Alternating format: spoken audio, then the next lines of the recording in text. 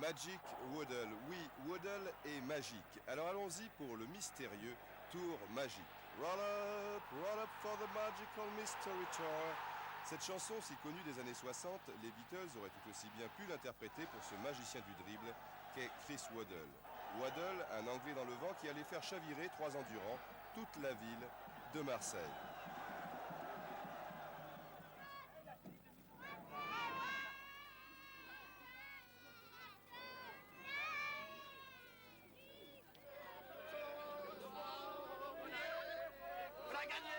Oui, on a gagné et ce pitre génial y est pour beaucoup. C'est ici, au Café de Paris, situé comme son nom ne l'indique pas dans le cœur d'Aix-en-Provence, que Waddle va tout nous expliquer. Nous expliquer tout d'abord que sa carrière n'était pas spécialement partie sur de bons rails. Après l'école, ce fut très difficile. J'étais très petit et très maigre. Je me suis entraîné avec un club professionnel, mais ils préféraient des joueurs plus forts et plus physiques. Donc à 16 ans, j'étais cadet à Coventry.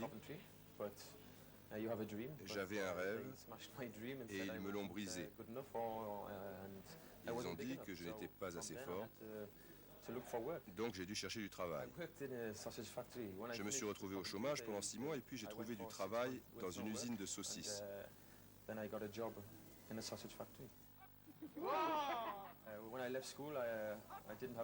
Donc après l'école, je n'avais pas beaucoup d'argent.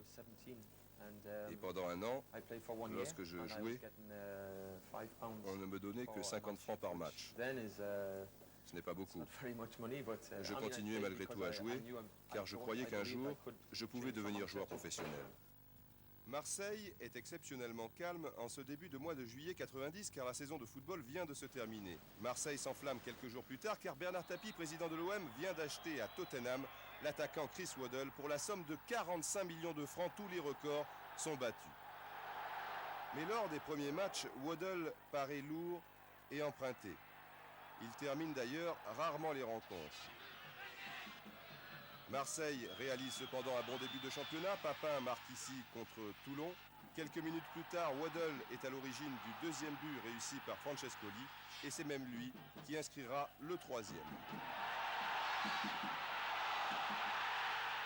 C'est plutôt bien, me direz-vous, mais pour les spécialistes du football, ce n'est pas suffisant. Waddle semble un bon dribbleur, mais il termine rarement ses actions avec succès. En plus clair, Waddle ne vaut pas 45 millions de francs. Tapie s'est fait rouler dans la farine. Enfin, pour l'instant, les supporters se montrent assez patients puisque leur équipe chérie se distingue. Ce soir-là, par exemple, à Bon Rencontre, l'OM et Francescoli avaient vraiment tourné à plein régime. On constatera un peu plus tard que Waddle est précis lors des coups de pied arrêtés, comme il vient ici de le prouver contre Brest en posant le ballon sur la tête de Diallo. C'est bien, quoique pas encore suffisant. Voici enfin un bon test. Bordeaux-OM, un grand classique. Mais Waddle, tout comme ses partenaires d'ailleurs, passe complètement à côté. Jean-Marc Ferreri ouvre la marque sur penalty. Un peu plus tard, toujours lors de la première mi-temps, suite à ce face-à-face Huard-Alofs, on retrouve Jean-Marc Ferreri. Heureusement pour l'OM, l'attaquant bordelais se montrera moins précis. Mais ce n'est que partie remise, puisque le numéro 10 de Bordeaux va se retrouver sur cette action à son avantage en deuxième mi-temps, 2-0. Nous n'en resterons pas là puisque Klaus Alofs, l'ancien Marseillais, marquera un troisième et dernier but. Délicat ce début de saison pour Chris, qui bénéficie néanmoins de circonstances atténuantes. Je crois que le plus dur lorsque je suis arrivé, c'est que je ne m'étais pas entraîné depuis un mois. Je n'avais donc pas la condition physique des autres joueurs. Je suis arrivé un mercredi et le vendredi, l'OM jouait à Lyon. J'étais remplaçant, mais j'ai joué la deuxième mi-temps. Ce fut très difficile de s'adapter à la chaleur, la langue, beaucoup de choses. J'étais à l'hôtel, puis je suis allé vivre chez Jean-Pierre Papin. Bon, vous savez, c'était vraiment bien, mais ce n'était pas chez moi. Je me suis senti mieux quand j'ai eu ma maison. J'ai eu ma maison un lundi et je jouais contre Paris le vendredi. Le match était retransmis en direct à la télé. Vous savez ce but où je lobe Bats et je marque par une talonnade? Là, ce fut pour moi le jour où j'ai commencé à jouer réellement à mon niveau. Le déclic, c'est donc ici au Vélodrome avec ce fameux but contre le Paris Saint-Germain. Après avoir lobé Bats, Chris a marqué, vous l'avez vu, en concluant le tout d'une incroyable talonnade. Un risque gratuit certes, mais c'est tellement plus beau. Le public est conquis car au-delà du résultat, il veut du spectacle. Il sait désormais qu'avec Waddle, ce spectacle sera au rendez-vous. Car à la suite de cet éclair de génie, il a compris que Chris Magic Waddle n'était pas tout à fait un joueur comme les autres.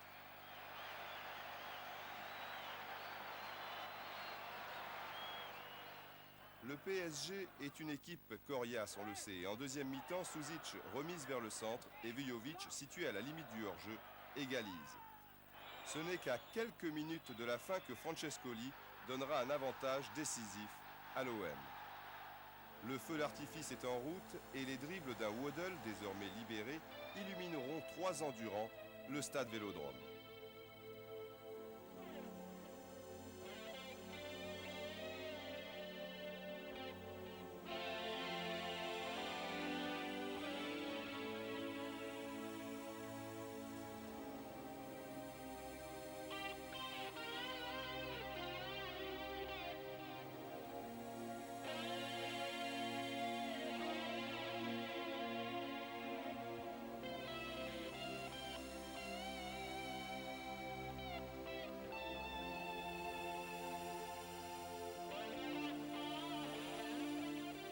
Waddle pour Papin, c'est le ticket choc de l'OM.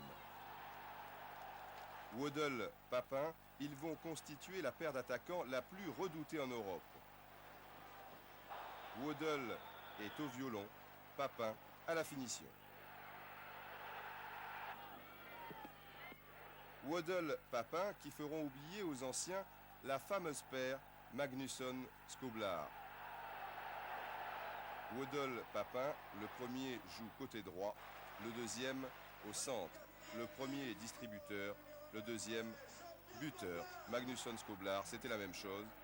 Ce n'est pas Tigana qui va nous contredire. L'un des points forts de Waddle, les coups francs. Puissant du gauche et légèrement travaillé, une petite merveille.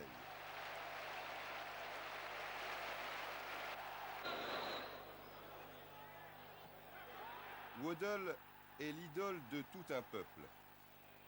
Et contre Bordeaux, il va prendre sa revanche du match aller. Marseille domine mais ne marque pas. Ce ne sera pas pour Waddle, tout au moins sur cette action, ni pour Jean Tigana, pourtant bien démarqué par Jean-Pierre Papin. Mais on assiste à un grand match, qu'il soit physique ou technique, à l'image de ce grand pont de JPP, mais rien n'y fait. Bell paraît invulnérable. Waddle a lui aussi quelques occasions, vers Chris qui s'en mêle, et finalement Chris Waddle. Il multiplie les débordements sur son aile. Rien n'y fait. Bell paraît intouchable. On n'a pas réussi avec les pieds, alors essayons la tête. Rien n'y fait. Bell paraît imbattable. Le public commence à douter. Alors il y a les fameux coups francs de Chris. Voici le premier, ça y est, Bell est battu. L'ambiance dans les gradins est indescriptible et sur le terrain, c'est la même chose. Les supporters peuvent maintenant chanter, les milliers de ballons s'agiter, des milliers d'écharpes aussi. Waddle a donc enfin débloqué la situation avec un petit peu de réussite, il est vrai. Ah oui, je me souviens maintenant. Il y a eu 2 coups francs. Le premier fut chanceux, car Pardo a dévié le ballon de la jambe et Bell a été pris à contre-pied. 1-0 pour l'OM et peu de temps avant la fin de la rencontre, on retrouve Chris Waddle dans ses œuvres. Victoire 2-0, l'OM est sur la voie royale, mais pour l'instant, écoutons l'explication de Chris sur ce deuxième coup franc décisif. Le deuxième était aussi à la limite de la surface de réparation. J'ai frappé très fort et c'est pour cela que Bell n'a pas pu la sortir. Il l'a touché mais le ballon avait trop de vitesse, de force et j'ai marqué. C'était géant car pour un supporter de Marseille, battre Bordeaux c'est vraiment particulier. Marseille sera sacré champion de France grâce à sa victoire ici contre Auxerre 2-0. Le premier but est signé Francescoli, le deuxième Jean-Pierre Papin. Waddle a marqué de son empreinte sa première saison à l'OM. Son influence est énorme au niveau du jeu et au niveau des esprits également. Regardez par exemple les ramasseurs de balles du Vélodrome. Ils ont opté pour la même coupe de cheveux, un peu fournie devant et long et raide derrière. Waddle est plus qu'un joueur, il est une idole. L'idole d'un stade, l'idole de toute une ville qui vit au rythme du football, une ville dont le club fait partie intégrante. Le public est très proche de Chris et ce dernier y sera très sensible.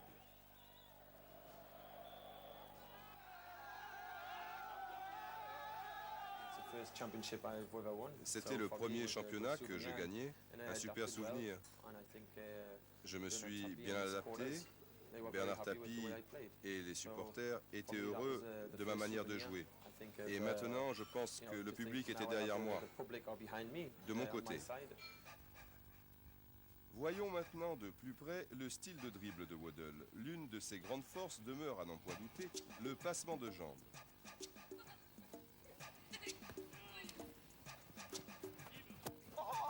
Et toujours cette faculté de se moquer de soi, à l'entraînement comme en match d'ailleurs. Feinte de départ à gauche et accélération à droite. On revoit cela au ralenti. Feinte à gauche grâce au fameux passement de jambes et départ à droite. Inarrêtable notre Bugs Bunny. Le passement de jambes, c'est l'arme suprême. Feinte à gauche, départ à droite, mais l'on peut évidemment faire l'inverse, c'est-à-dire feinte à droite, départ à gauche. Les adversaires directs de Waddle savent rarement sur quel pied danser. Et que ce soit à l'entraînement ou en match, Chris est décidément magic. Alors, roll up for the magical Mystery Tour.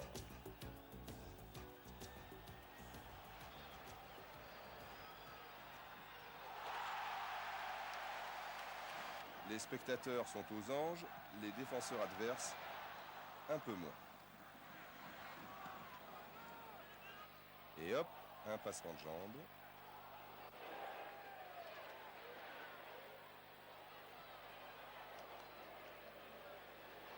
En fait, personne ne peut arrêter Waddle. Seul un poteau peut éventuellement se montrer légèrement capricieux.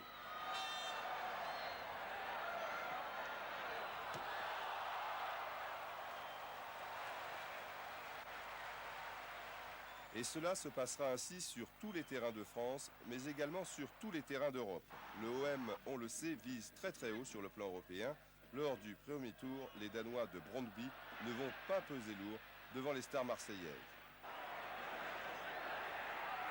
Sauzé tout d'abord, Papin ensuite, Vercruis pour terminer, trouveront l'ouverture. Le résultat, mais aussi la manière, l'OM a vraiment tout pour réussir dans cette épreuve.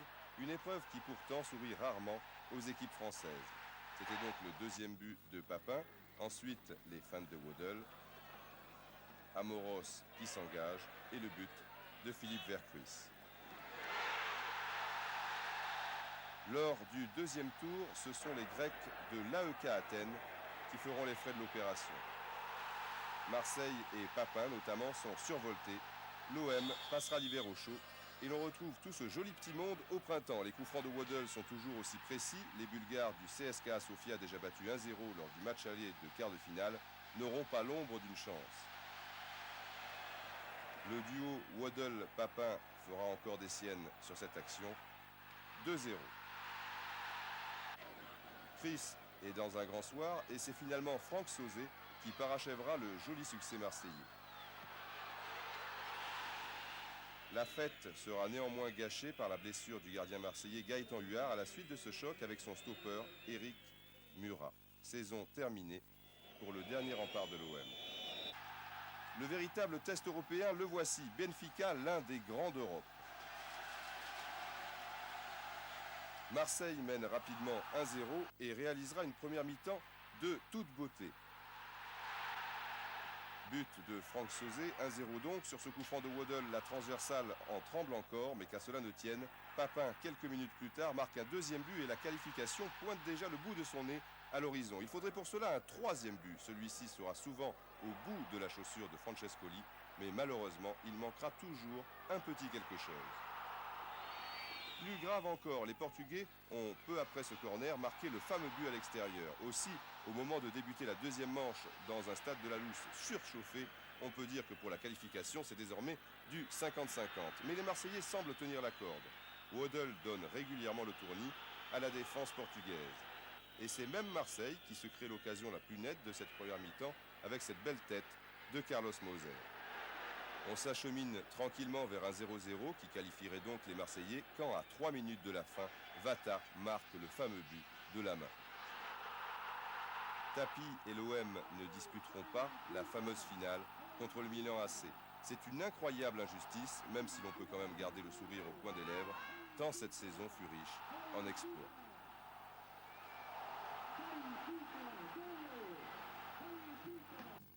Revenons maintenant un petit peu sur le dribble de Waddle. Ce dribble est donc rarement effectué en force. Chris joue en finesse et c'est son art du contre-pied qui est impressionnant.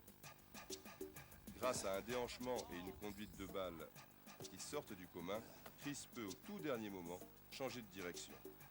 Parfois, les défenseurs emploient la manière forte, mais cela entraîne des coups francs toujours très dangereux, car bien souvent aux abords de la surface de réparation. Et cela a parfois de grandes conséquences, bien entendu. Témoin ici contre Saint-Étienne, ce coup franc réussi par Jean-Pierre Papin. Chris évolue le plus souvent sur le côté droit, même s'il se retrouve de temps à autre sur la gauche. Cela ne lui pose pas l'ombre d'un problème d'ailleurs. Problème en revanche pour les défenseurs et bien sûr les gardiens. En fait, il s'agit d'un joueur d'instinct. Bien sûr, il affectionne les débordements le long de la touche, mais on peut tout aussi bien le voir se promener vers le centre. De toute manière, la passe décisive sera toujours au rendez-vous.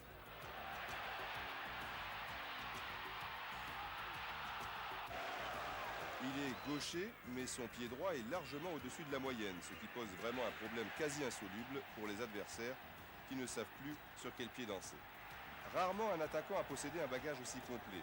Il peut, s'il le désire, centrer au premier poteau.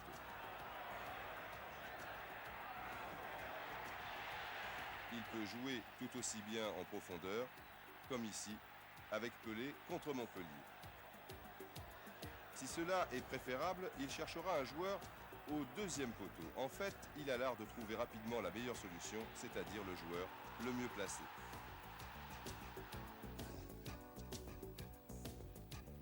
Dans ce match, il lève bien la tête et trouve JPP. Un peu plus tard, lors de la même saison contre Lille, il cherche et trouve la tête de ce même JPP. Son instrument de travail lui colle littéralement au pied et tel une pieuvre, on dirait qu'il y a toujours une tentacule qui récupère ce ballon que l'on croyait perdu. Sûr que si JPP a été cette saison sacré meilleur buteur du championnat, Waddle y est pour beaucoup. Il aime bien revenir vers le centre et se retrouver ainsi en position de tir sur son bon pied. Mais on vous l'a déjà précisé, si cela se passe de l'autre côté du terrain et qu'au moment du geste final, le ballon est sur son pied droit, les gardiens doivent néanmoins sortir le grand jeu. Revenons un peu maintenant sur la suite de son début de carrière. J'avais encore ce rêve de devenir footballeur professionnel. Et après le travail, je jouais. Comme dans mon job, je faisais des travaux de force, lever des caisses, etc. Je suis devenu plus fort. Et puis j'ai grandi et j'ai pu jouer des matchs entiers. Et un jour, Newcastle m'a fait signer un contrat d'1 an. Bon, ce premier contrat était de 700 francs par semaine. Mais j'ai bien joué tout de suite et au bout de 6 mois, ils m'en ont fait un autre de 2 ans pour le double d'argent. À Newcastle, j'ai eu beaucoup de mal au départ. Quand je suis arrivé, j'étais grand mais frêle. Et les 2 premiers mois, ce fut très très dur physiquement. J'essayais de rivaliser avec les professionnels, mais je me fatiguais très vite, car j'avais perdu 2 années. Et ces 2 premières années furent sans doute pour moi les plus pénibles. Bon, je crois que le club trouvait que j'avais une bonne technique. Bien sûr, je devais travailler physiquement. Mais lorsque je suis devenu plus costaud, je suis devenu encore un meilleur joueur. J'ai joué toutes les semaines, alors qu'avant, je jouais 1 ou 2 fois par mois et après j'étais fatigué. À ce moment-là, j'ai compris que je deviendrais joueur professionnel. Nous voici maintenant à l'aube de la saison 90-91. Bernard Tapie a été clair dans son discours d'avant-saison. Il veut et il aura la Coupe d'Europe. Pour arriver à ses fins, il a engagé le meilleur joueur yougoslave, Dragan Stojkovic. Lors de la première journée de championnat contre Nice, l'ancienne idole de l'Étoile Rouge de Belgrade va être fidèle à sa réputation. Stojkovic réalise un match superbe, même si l'OM ne l'emporte finalement qu'un but à 0, but de Papin bien évidemment. Alors un nouveau duo de rêve Papin-Stojkovic, nous verrons bien. Pour l'instant, c'est Bordeaux, le grand rival, qui se rend du côté du boulevard Michelet. Waddle aime ce genre de rencontre. Ici, il donne déjà une balle de but à Papin. Toujours sur son aile fétiche, il se joue de Vervoort. Et après un bon relais avec Philippe Vercruis, il met encore à contribution Joseph-Antoine Bell. Les Marseillais poussent et après une première déviation de Cantona et une deuxième de Waddle, Papin ouvre la marque. Deuxième mi-temps, parti à la limite du hors-jeu, il offre sur un plateau d'argent le deuxième but à Jean-Pierre. L'OM est bien parti pour une nouvelle couronne. Mais malgré ce début de saison tonitruant, Bernard Tapie fait appel à Beckenbauer pour prendre les commandes du navire. Contre le Paris Saint-Germain, autre adversaire redoutable et redouté, Chris Waddle ouvre la marque. Voilà, un pointu astucieux.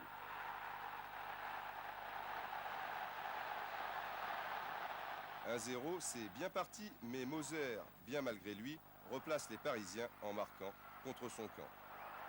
C'est le dernier match de Gérard Gilly. Beckenbauer, pour l'instant, observe. Chris déambule sur le côté droit avant de placer Eric Cantona dans les meilleures conditions qui soient. 2 buts à 1, le score demeurera inchangé et cela malgré une deuxième mi-temps à sens unique.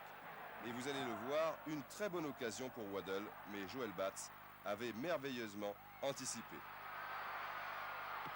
Trop sûr de lui, Chris, sur cette action.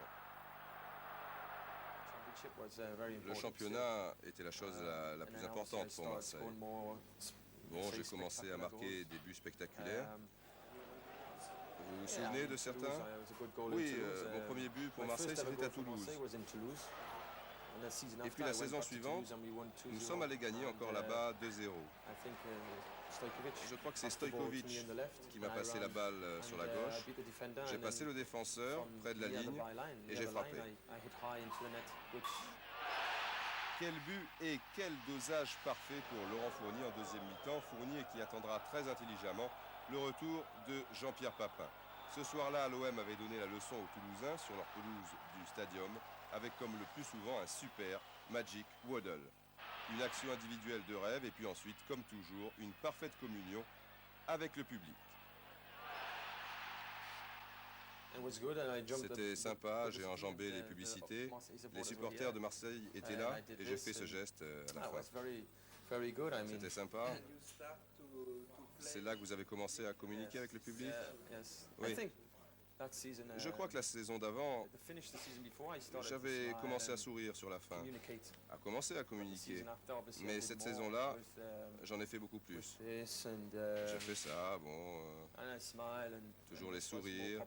Ce geste est devenu très populaire en France, et pas seulement à Marseille, où le public était super pour moi. Non, pas seulement à Marseille, partout en France, ce fut pour moi formidable.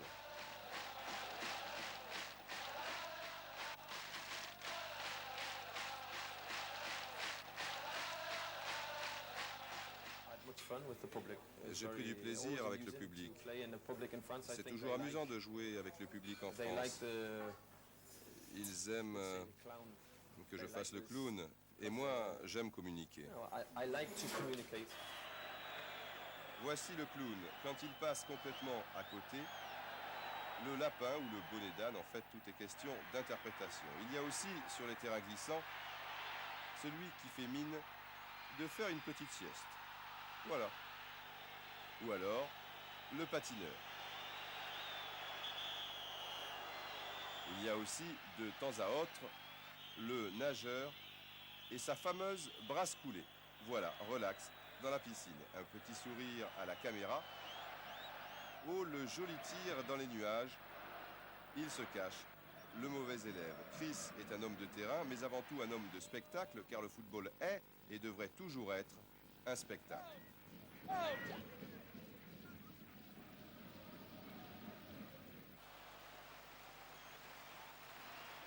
Il sait toujours où sont placées les caméras. Il joue merveilleusement bien avec celle-ci. Bravo Chris, et retournons donc à l'ère Beckenbauer. Le sourire est de sortie. Il faut dire que Franz a de la chance puisque pour son premier match, l'OM rencontre Cannes qui pour l'instant se débat dans les profondeurs du classement. Et pour tout arranger, ce match se joue à Marseille. Mais le football est un sport bien étrange car malgré une domination territoriale de l'OM, c'est Cannes qui marque l'unique but grâce au pied gauche de Mlinaric. Et oui Franz, une seule occasion. Marseille sera ensuite ridiculisé à Auxerre, défaite 4-0. Heureusement, il y a cette victoire dans le match capital contre Monaco au Stade Louis II. Germain, vous l'avez vu, a ouvert la marque. Mais Sauzé, l'ancien Marseillais, égalise sur pénalty en deuxième mi-temps. Ce n'est pas bien grave. Chris demeure toujours l'homme de la passe décisive. Et après avoir lancé une première fois vers Cruyff du pied droit, il récidive un peu plus tard, cette fois du pied gauche, et cette fois pour Papin. L'OM gagne 3-1. Les coups francs de Chris sont toujours aussi diaboliques, comme ici, juste après la trêve, contre Rennes. À signaler qu'il y a eu encore un changement d'entraîneur durant cette trêve. Au revoir Franz Beckenbauer. Bonjour Raymond Goethals, le sorcier belge. Ce changement paraît bénéfique et l'OM enchaîne succès sur succès. Ici, contre Metz, ce but sera refusé à Waddle car deux de ses partenaires se trouvaient en position de hors-jeu. Mais Chris est têtu et cette lucarne gauche, il va finalement l'obtenir 8 minutes plus tard. Cette fois, le jeu sera plus statique car il s'agit encore d'un coup franc. Durant cet hiver 91, l'OM disputera tous ses matchs à domicile l'après-midi. Chris et les siens se distinguent et on retiendra entre autres cette mémorable victoire 7-0 contre Lyon. JPP marque dans un angle impossible. Maintenant, c'est Germain, toujours un grand spécialiste des têtes au premier poteau. Les buts se succèdent. JPP marque le 7e, son 4e sur le plan personnel, ce qui explique sa joie. Chris, lui aussi, a le sourire. Même Bordeaux, au stade Lescure, ne fera pas tomber les Marseillais. Les supporters girondins scandent le nom de Milan, futur adversaire de l'OM, en Coupe d'Europe.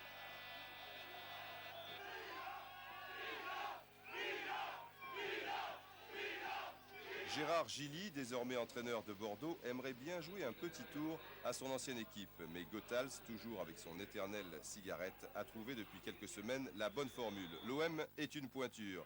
Aussi, ce n'est pas ce premier but inscrit par le jeune Dugarry qui changera quelque chose à l'affaire. Oui, l'OM a des ressources et égalise fort logiquement en deuxième mi-temps par qui vous savez. Waddle est alors au sommet de son art. Il marque donc. Et il est toujours aussi à l'aise dans ses enchaînements sur le côté droit. Marseille fait match nul 1-1 devant une équipe de Bordeaux qui a du mal, il est vrai, à retrouver son efficacité d'antan. Le grand rival s'appelle désormais Monaco. Dans ce combat des chefs au Vélodrome, Waddle est intenable.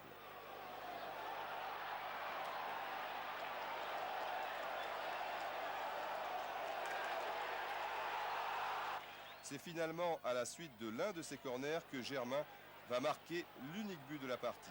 Un but seulement, certes, mais toujours des dribbles à faire lever tout le public du stade Vélodrome. Au passage, vous avez apprécié la talonnade de Waddle, la talonnade pour lui-même. C'est encore une arme de jeu dont il se sert souvent avec succès.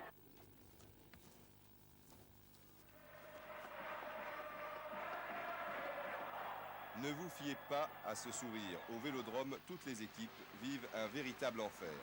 Nancy, par exemple. Waddle du droit et but de Papin.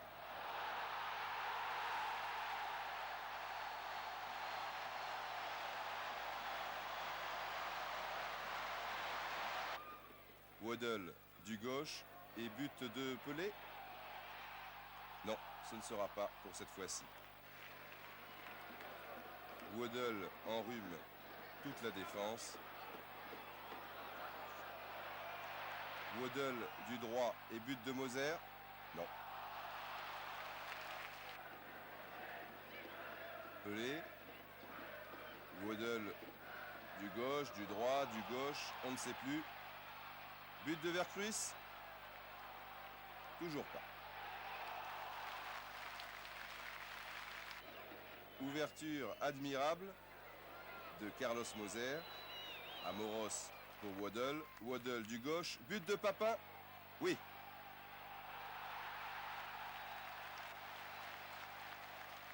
Waddle du gauche. But de Waddle. Oui. Déjà 3 buts pour l'OM. La puissance et la précision. Deuxième mi-temps, Papin ajoute un 4e but, la puissance, puis la finesse. Coup franc pour Waddle, but? Non. Coup franc de Waddle, but de Fournier? Oui. Corner de Waddle, but? Non. Oui, oui, oui, de Basile Boli. Score final 6-2, 6 buts. Et Chris a été à 5 reprises directement concerné. Marseille est sur une autre planète. Waddle est un joueur venu d'ailleurs. Appréciez ici sa finesse contre Rennes au stade de la Route de Lorient. Cette passe millimétrée pour Papin, jouée de l'extérieur du pied gauche, est vraiment un modèle du genre. Magnifique. On ne sait plus comment faire pour arrêter les deux joueurs. Ils inventent de nouvelles combinaisons, comme ici contre Auxerre, alors que l'on était en droit de penser que Waddle allait frapper directement. Waddle est avant tout un joueur collectif. Il est la générosité même. Et si Papin ne marque pas sur cette action en première mi-temps, Vercruis, lui, trompera Martini en deuxième. Évidemment, au départ de l'action, l'incontournable Chris Waddle. C'était le but du sacre. L'OM est encore champion. Papin, même s'il n'a pas marqué ce soir-là, reçoit encore la couronne de meilleur buteur. On a assisté tout au long de la saison à un football samba et il est donc tout à fait normal de faire la fête dans la nuit qui suit ce match au restaurant du stade qui porte bien son nom puisqu'il s'appelle le Maracana. Allons-y pour la samba, Carlos. Pendant ce temps, à quelques kilomètres de là, ça bosse dur pour le tirage du lendemain. Le grand pont est aussi l'une des armes secrètes de Chris. Il exige une vista, un timing et un dosage à la perfection. Pas de problème, cela va de soi pour Mandrake, le magicien.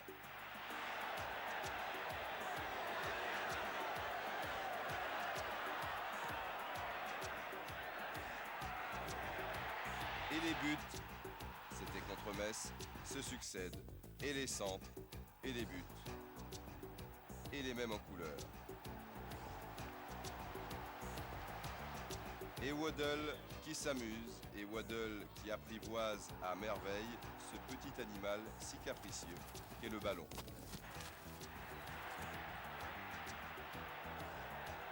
Durant 2 ans, il aura été le joueur le plus créatif de notre championnat et à n'en point douter le joueur le plus créatif d'Europe.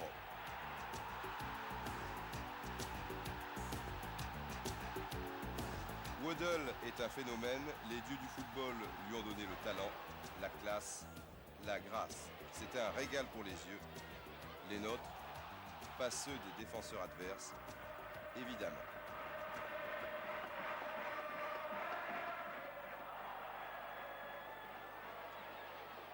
En profondeur pour Pelé, en profondeur pour Boli, Waddle est aussi imprévisible qu'un chat.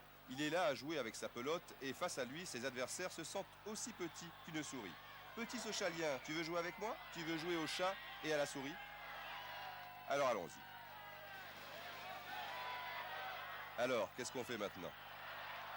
Allez, on va un peu centrer pour voir. Et on revient à l'époque de Newcastle pour la suite de l'histoire. Je jouais très bien. Et mes 2 dernières saisons avec Newcastle ont été bonnes et nous sommes arrivés en première division. Mais mon contrat était terminé. J'avais bien joué donc et Tottenham m'avait repéré. Aussi, ils ont décidé de m'acheter.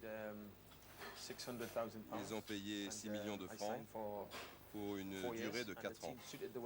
Ils aimaient ma façon de jouer car plusieurs joueurs, Ardiles, Hoddle, étaient très techniques comme moi.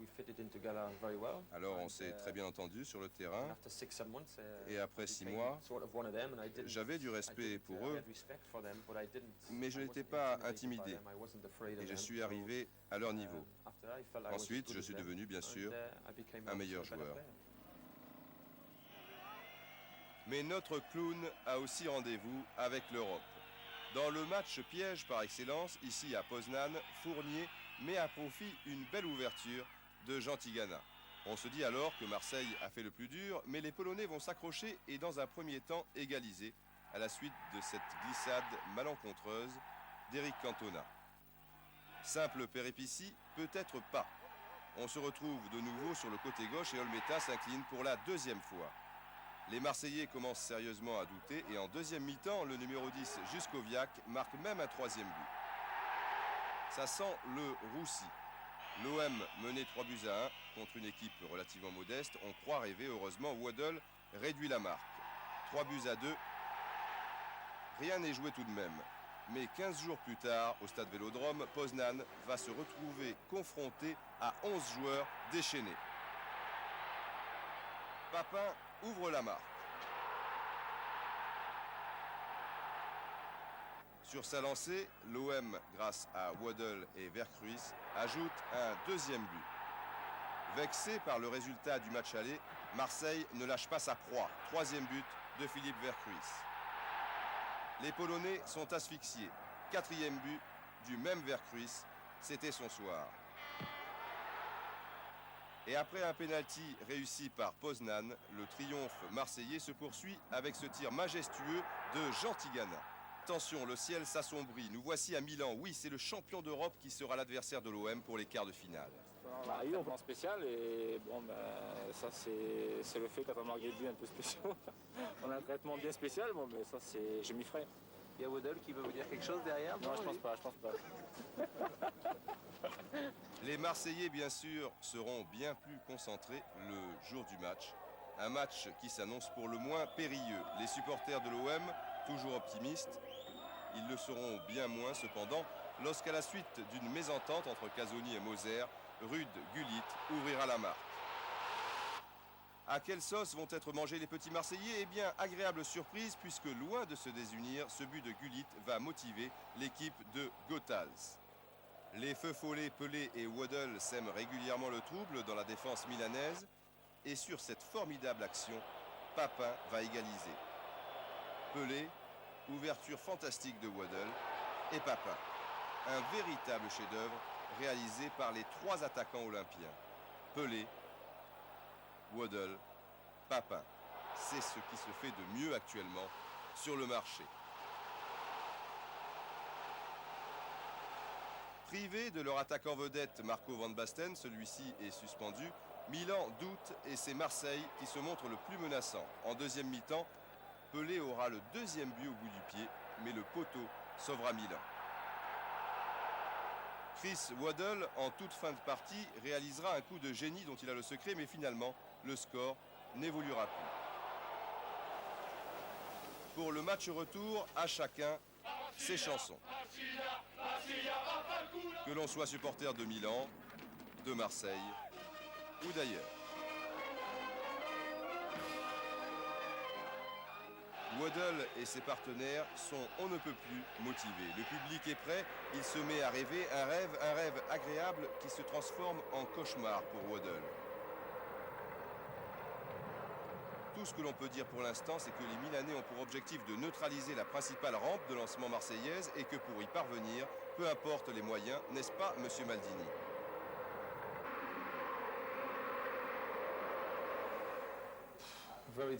C'est très difficile, je ne me souviens pas très bien.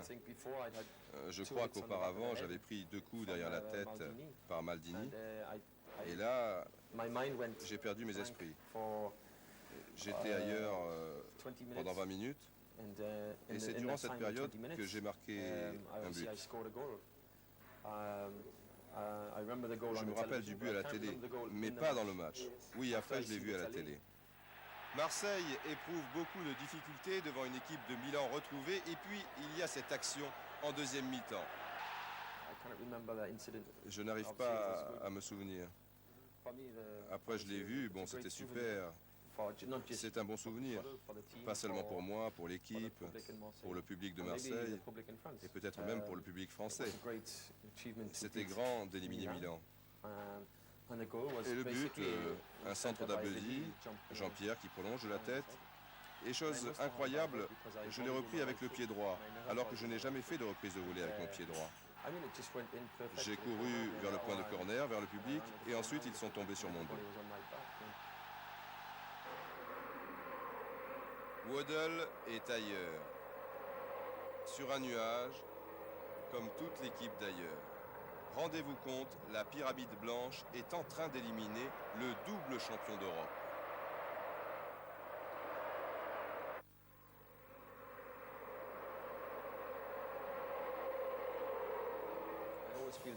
Je serai toujours triste pour la deuxième occasion. Je suis tombé, ça aurait pu être un but extraordinaire, mais il n'est pas rentré. Et puis, en fin de partie, vous le constatez, les lumières sont moins présentes. Un projecteur est en effet en train de rendre l'âme. Mais Marseille et Waddle continuent encore, et sur cette action, l'Anglais sera à 2 doigts de marquer un deuxième but. Allez, on se lève tous pour Waddle, Waddle, Waddle. Tout le monde debout.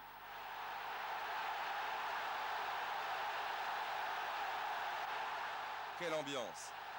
C'est terminé, le volcan est en éruption, le V de la victoire pour Chris et l'OM qui vient de signer là l'un des plus grands exploits de notre football. L'OM fait maintenant figure de favori et les Moscovites n'emmènent pas large quelques minutes avant le coup d'envoi de la première manche entre le Spartak Moscou et Marseille au stade Lénine. À l'image de son dribbleur fou, l'OM prend d'entrée de jeu le match à son compte et déjà notre fameux duo commence à se trouver. Casoni, Pelé pour Waddle. Entre-temps, Pelé pique un sprint sur la gauche de Chris qui temporise avant de le placer sur orbite. Joli tir croisé. Ça ne pouvait pas mieux commencer. Hop, feinte de passe sur la droite et ouverture sur la gauche. Un joli tour de passe-passe. Que va faire Marseille? Attendre tranquillement maintenant devant son but? Non. Profitant du léger flottement qui s'est installé dans les esprits des Moscovites, les Blancs veulent mettre la pression et marquer un deuxième but, synonyme de chaos. Waddle dribble même le juge de touche. Ce centre est légèrement raté, mais c'est finalement reculé pour mieux sauter. Waddle, Papin, extérieur du pied pour le dribble, coup de pied pour la frappe. L'OM est déjà au paradis, c'est-à-dire à Bari.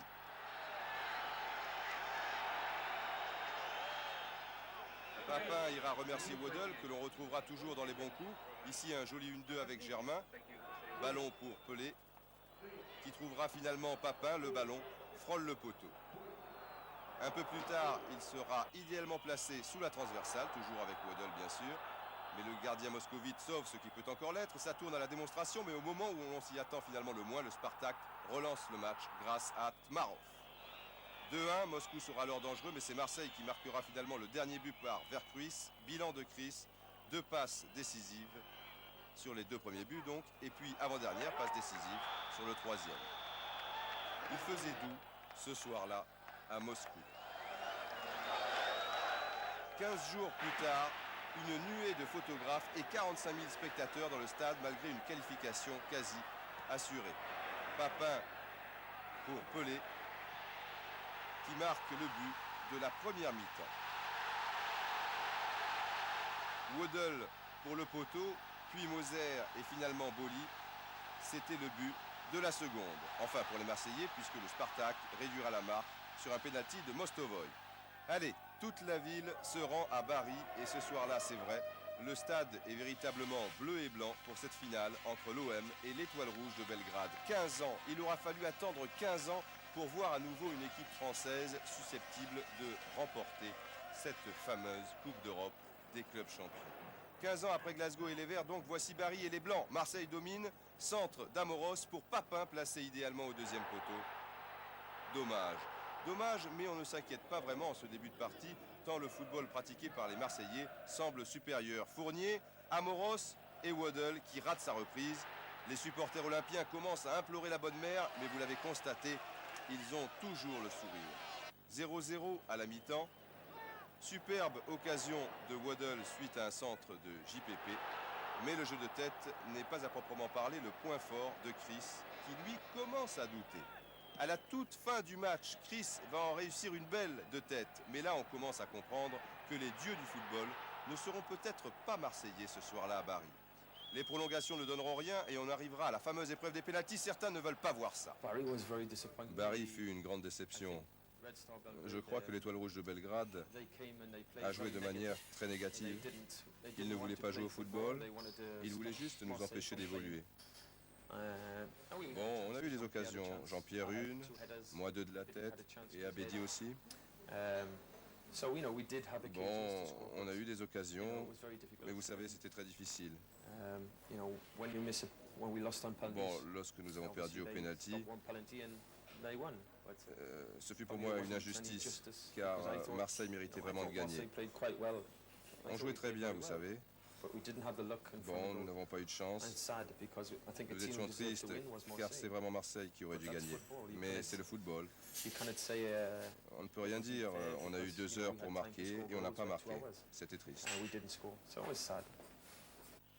Marseille a perdu au pénalty. Amoros a raté le premier. Les autres seront réussis. Mais dans le même temps, les joueurs de l'Étoile Rouge ont toujours fait mouche. Le pénalty de l'avant-centre Pantsef doit être décisif. Et il l'est. C'est une immense déception. La coupe prend donc la direction de Belgrade. Marseille n'a pas su saisir sa chance. Le rêve est passé. Alors place maintenant à la nouvelle saison.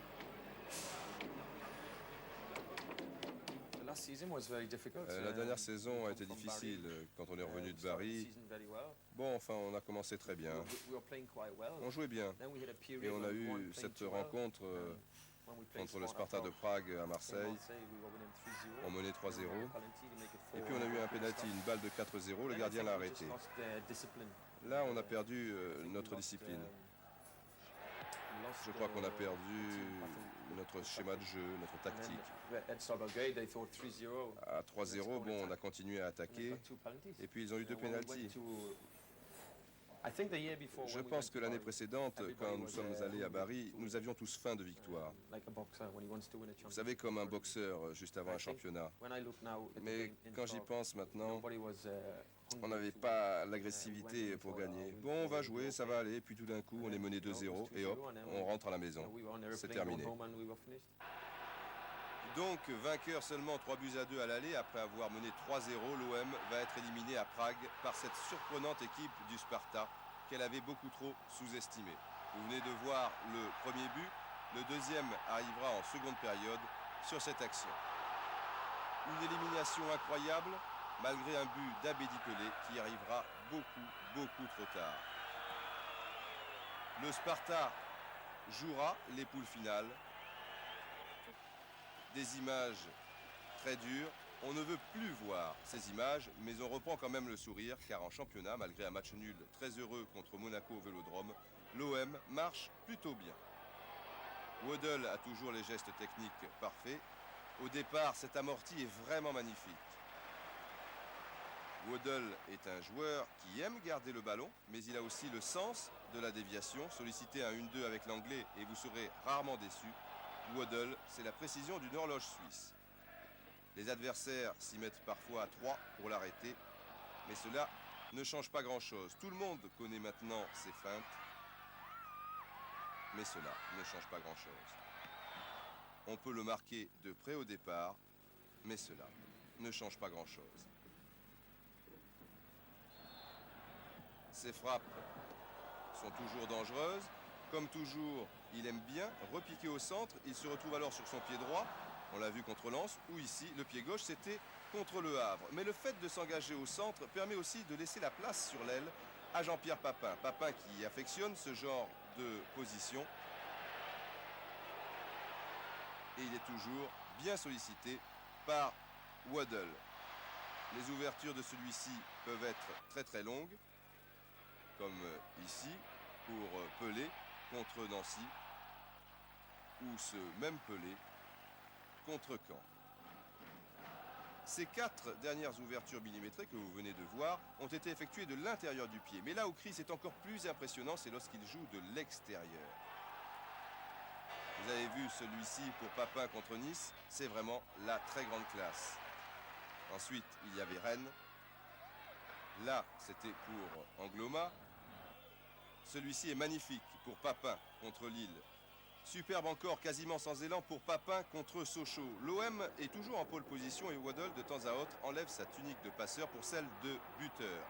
But contre Le Havre au stade de Vélodrome. Il s'envole encore vers son nuage. Tout de même un sacré pied de nez au destin. Suite de l'histoire.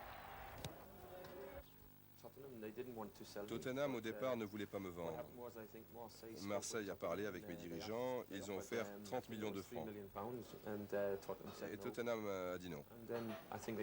Tapi a relancé, je crois, à 42 millions de francs.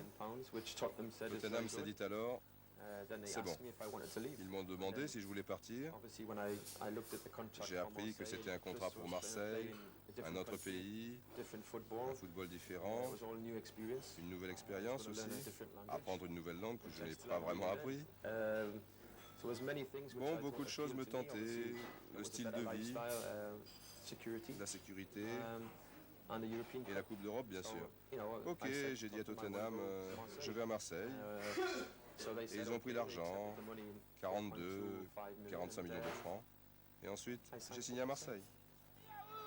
Tomislav Ivic est l'entraîneur de l'OM en ce début de 3e saison. Mais curieusement, il va faire jouer Chris quasiment arrière droit. La presse est à pis sans mêle et fort heureusement, Waddle retrouve son poste de prédilection au Vélodrome devant le PSG. Score final 0-0, mais tout de même une bonne soirée pour Chris.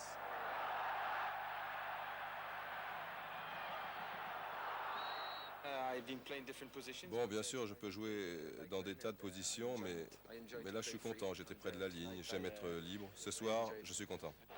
Sacré Ivic, tenter de faire jouer Waddle arrière droit. Incroyable, non? Enfin, c'est du passé, mais quand même, ça faisait mal au cœur de voir un tel talent gâché. Il est beaucoup trop loin pour ce genre de passe. Même si, sur la suite, ça tourne plutôt bien pour l'OM avec Pelé, puis Didier Deschamps. Il est beaucoup plus dangereux ici, par exemple. But d'Abedi Pelé. Enfin, soyons sérieux, sa véritable place se trouve aux avant-postes. Faute d'un défenseur nîmois, pénalty sifflé par l'arbitre et but de Papin. Dans un match au stade de Bonal, à Sochaux donc, Waddle va marquer pour une fois de la tête. Il sera très très content, mais pas vraiment, pour ce côté anecdotique. En fait, Waddle vient de marquer un but très important car, contrairement à ce que l'on pourrait imaginer, Monaco s'accroche et l'équipe de la Principauté est même en tête avant cette rencontre. Aussi, l'OM se devait de l'emporter pour maintenir le contact. Mais Sochaux égalisera sur cette action, le ballon passant dans un trou de souris. Il semblait bien en effet qu'Olmeta avait bien fermé l'angle. Plus grave encore, il va y avoir un nouveau coup du sort avec Durand qui marque contre son camp. En deuxième mi-temps, heureusement, Marseille passe alors la vitesse supérieure. Tout cela est rondement mené. Égalisation de Didier Deschamps. De partout, nous n'en resterons pas là puisqu'il y aura encore un coup de canon du pied gauche. Cette fois, il sera signé Abedi Pelé. C'était un match capital. Un petit coup d'œil à droite pour voir la position du gardien. Voilà, but contre Nancy. Chris a retrouvé la grande forme. Là, c'était donc du gauche. Maintenant, contre Caen, du droit. Et un peu plus tard dans la saison contre Auxerre, on retrouve le pied gauche. L'OM l'emportera finalement 2-0 grâce à Abedi Pelé, mais comme Monaco réussit une série de victoires assez impressionnantes, le choc décisif du championnat se disputera finalement au stade Louis II. Un stade Louis II envahi, bien évidemment, par les supporters marseillais. On ne peut pas dire que Waddle soit paralysé par l'importance de l'enjeu. C'est aussi l'une de ses forces, ne pas se laisser entamer par la pression. Les coups francs sont toujours aussi dangereux, les ouvertures toujours aussi extraordinaires. But de Basile Boli, Marseille tient le bon bout. Chris Waddle est bien le joueur des matchs décisifs. Ne comptez pas sur lui pour se défiler dans de telles circonstances. Au contraire, il n'est jamais aussi à l'aise que dans ce genre de match. C'est lui qui a donc donné ce premier but à Basile Boli, et c'est encore lui, 2 minutes plus tard, qui va ouvrir magistralement pour Abedi Pelé. Cela se passe juste avant la mi-temps. Penalty et but de Papin, 2-0 à la pause, c'est une évidence, l'OM sera champion pour la 4e fois consécutivement. Waddle sera durement touché suite à ce tacle de Sonor. Il quittera ses coéquipiers, mais du banc de touche, le moral sera toujours au beau fixe.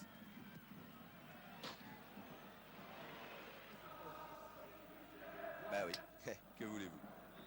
Monaco, déjà très éprouvé physiquement 3 jours après un match très dur à Rotterdam en Coupe d'Europe, ne sera jamais en mesure d'inquiéter réellement Olmeta et Chris Waddle. On ne peut pas parler en effet de véritables occasions. Alors on continue un peu les pitreries, on continue les attaques et sur celle-ci, Pelé inscrira un 3e et dernier but à la suite d'un bon tacle de Jean-Pierre Papin. C'est la folie sur le banc marseillais. Chris n'y résiste pas. Il vient féliciter Basile Boli tout d'abord, Jean-Pierre Papin ensuite, Basile, Carlos et tous les Marseillais sont heureux avec ce titre. Ils viennent de sauver leur saison. Tout en boitillant, Chris se sent des ailes et il partage son bonheur avec ce public qu'il aime tant. Il n'y aura bientôt plus de survêtements, plus de maillots. Bientôt, les protèges tibias s'envoleront à leur tour. Ce soir, c'est la fête. Et cette fête, on la retrouvera bien évidemment un peu plus tard dans les vestiaires, même les chaussettes, vous voyez. En 3 ans, Chris a été 3 fois champion de France, demi-finaliste et finaliste de la Coupe d'Europe des clubs champions. Une sacrée carte de visite quand même. Allez, on fait la fête. Ce soir, la nuit sera courte et agitée. Et on retrouvera évidemment cette folie au stade de Vélodrome quelques jours plus tard, après une victoire sur Cannes, 1-0.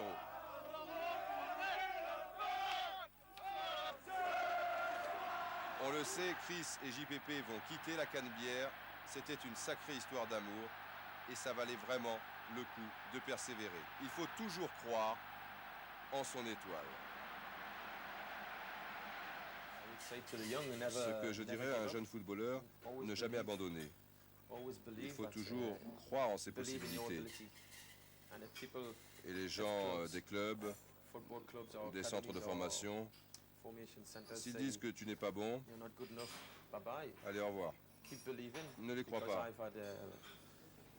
J'ai été refusé par 4 ou 5 clubs, mais je suis revenu. Et maintenant, on fait une vidéo sur mes exploits.